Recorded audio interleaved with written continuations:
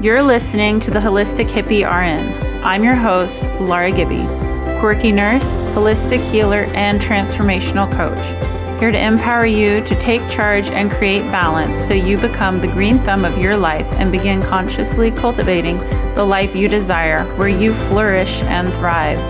Think of this as the greenhouse of growing possibilities that will challenge your way of thinking through mindset shifting, holistic tips, and energetic up-leveling. I am so excited to have you here today, so let's get growing. Hello and welcome. I am so glad to see you here. Thank you so much for popping over to listen. I always hope that there's a great breakthrough for you, an aha moment, a good takeaway, or even just enjoying whatever you learn from this show. So thank you for taking the time to listen. I am also really excited to announce that this upcoming Monday, the 22nd, I am hosting my 7 Days of Chakras challenge.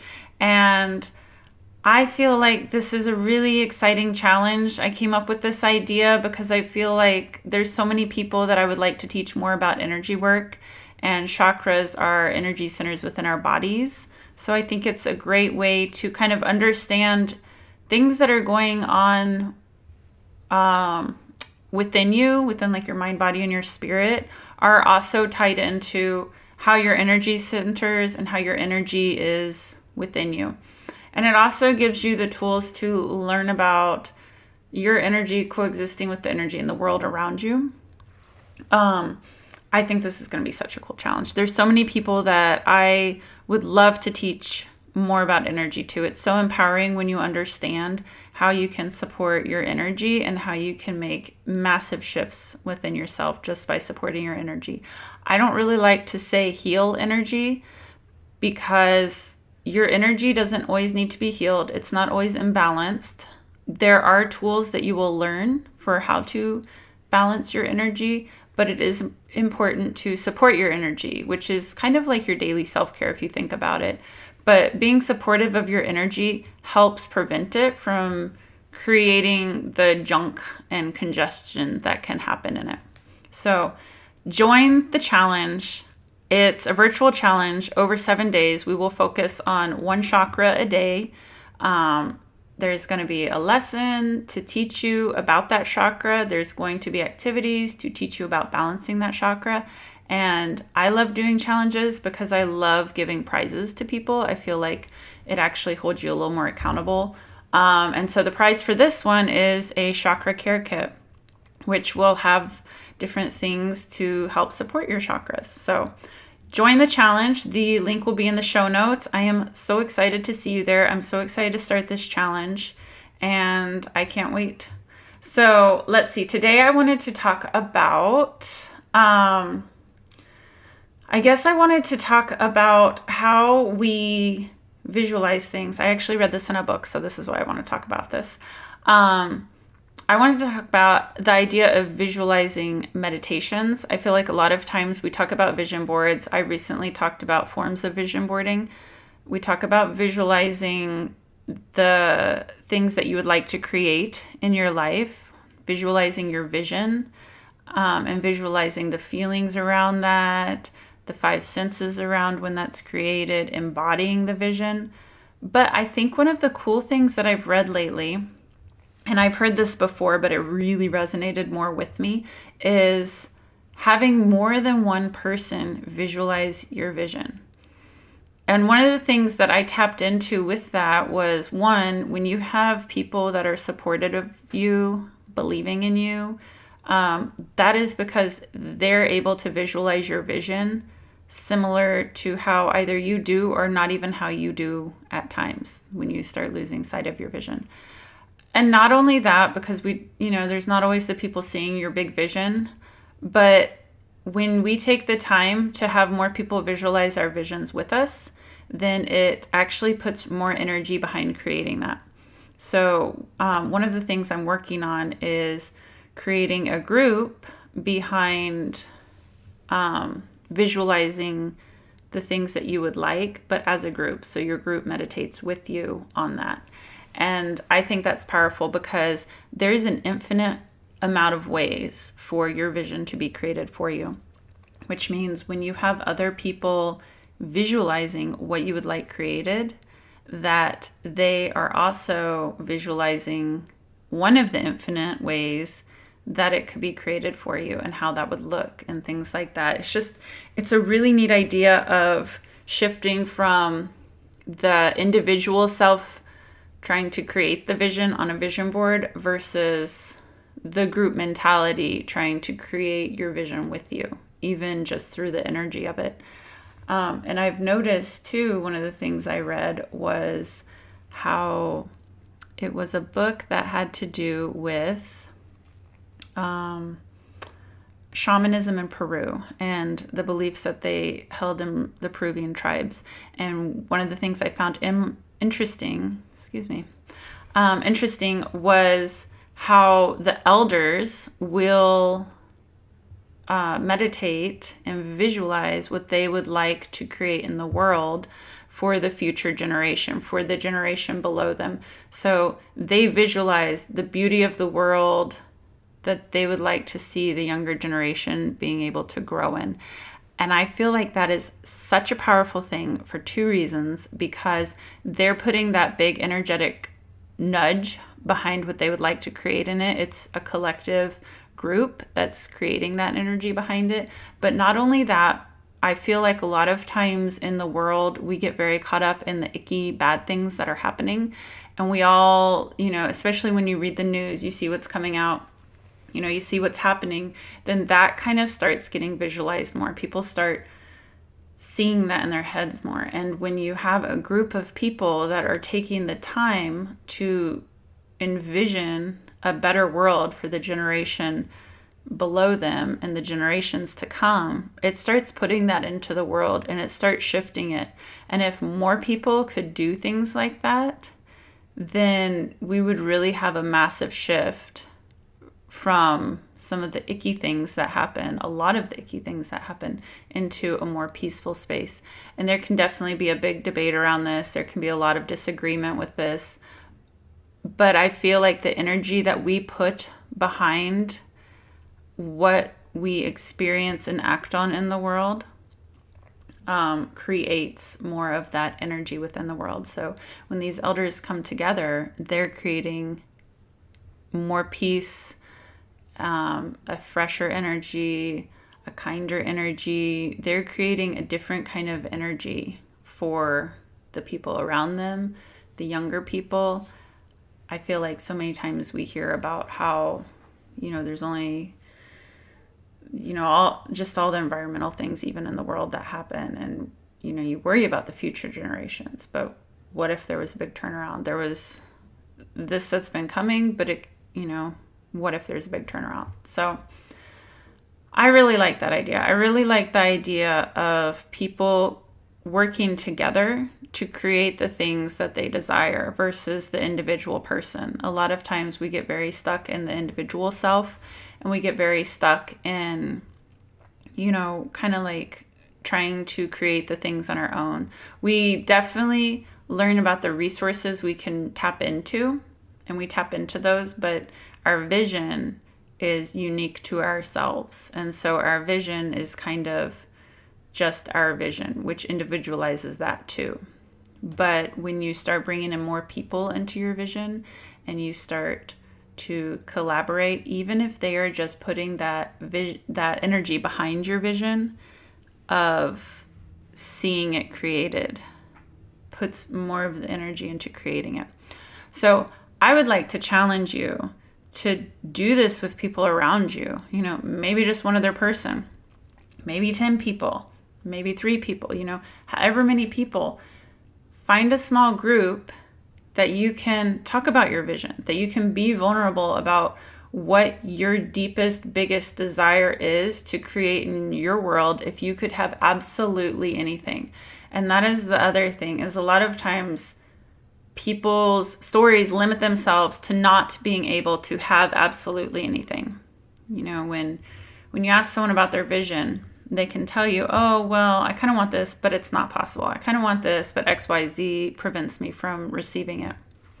But it's kind of like, just say what you would like. Let go of the stories. Don't add on the stories. Remove them. You might want to speak the stories for why you feel like it cannot be created, but you could also speak the stories for, ways that it could be created, the possibilities of it being created. And there's just as many stories as there are the stories not. So when you think about anything, having absolutely anything in your life, what does that look like to you? What things really light you up that you would love doing if you had the time, if you had the money, if you had the space, if you had more support, if you had more resources, whatever it is that you feel like stops you from believing in being able to get outside of your mind and think about, if you could have anything, what would that be? So there's definitely many things in my life that I would like to create, and I definitely get caught up in being uncertain with how they would be created or how they would show up in my life. But I'm always certain that if I am super passionate about them and believe in the possibility of them, that they can exist. And that's one of the biggest switches. That's a big mind shift switch, is believing in the possibility that it can happen and that it can exist.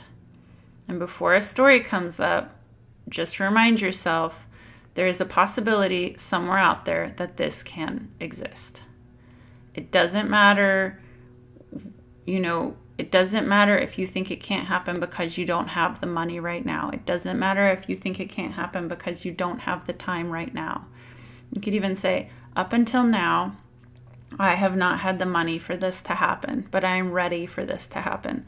And that really just opens doors to creating the possibility of it happening. So think about that. Write that down. Write down your big dream. Your big dream. And if you get a little stuck on that, even think about when you were a kid, what was your big dream? What did you get so lit up about? I definitely have shifted from what I would have liked to do as a child to now. But I would say that there are similarities from what I like to do as a child that I do now. And I would say that sometimes just going back to that big dreamy state that we have when we're children helps you get into that big dreamy state of being able to think about what you would like as an adult, what you would like to create in your life, what you would like to see happen in your life, just those endless possibilities, right? So write it down. Maybe even make a vision board if you like the visuals of a vision board. Get that vision going in your head, and then approach the group of 1 person, 3 people, 7 people, 10 people. Find your group, your little vibe tribe that you can hop into, and that you can be vulnerable about what this vision is for you, what it means to you, what excitement you get from it, what it looks like to you even. Talk about your vision with each other. And for each person, sit and visualize it with each other as a group. You don't have to speak, nothing like that. You can just sit and clear your head and envision what it would look like for that person who's just spoke about their vision to have it created in their life. It could be they would like to travel the world. What does it look like when you see that person traveling the world?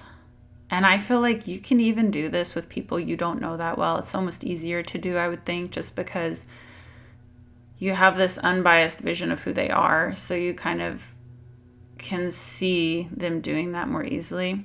Not necessarily, but I think it's it's definitely something that can be done with people you know or people you don't know. It's just a really fun idea to think of picturing the best life of each person out there, because ultimately that would be one of the most amazing things, that we're all living our best life. So why wouldn't we picture each person living their best life?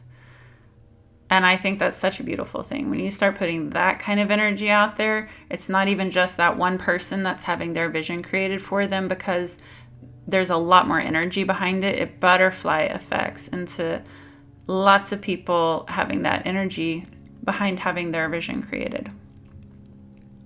So that is my challenge for you this week, or whenever you listen to this episode. But I want you to take time to think about your vision, write it down, vision board it, however you would like to do it.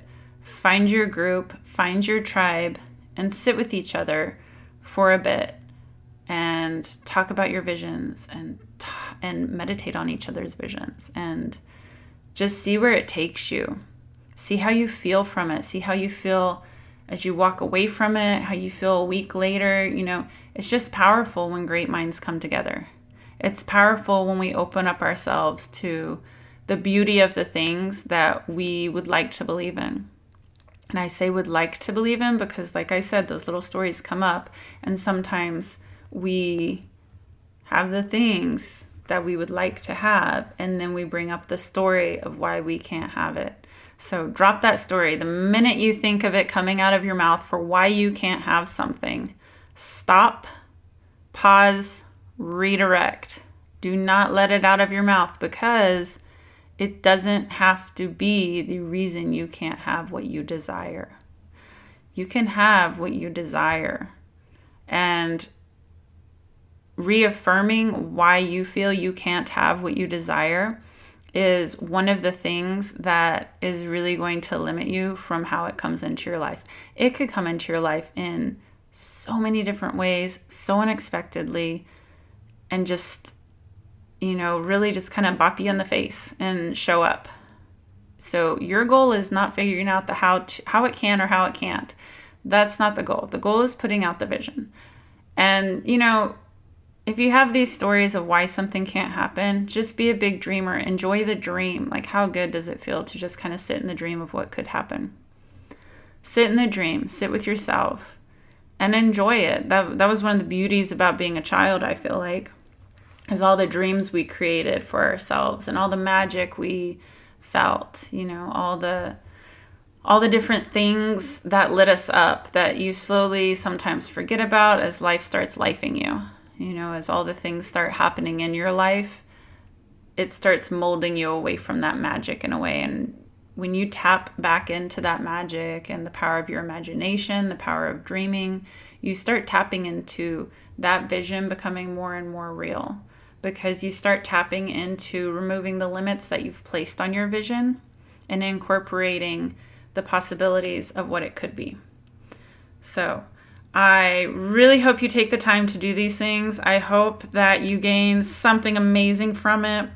I'm excited to do more of this with other people and see how it goes. So take care, and until next time.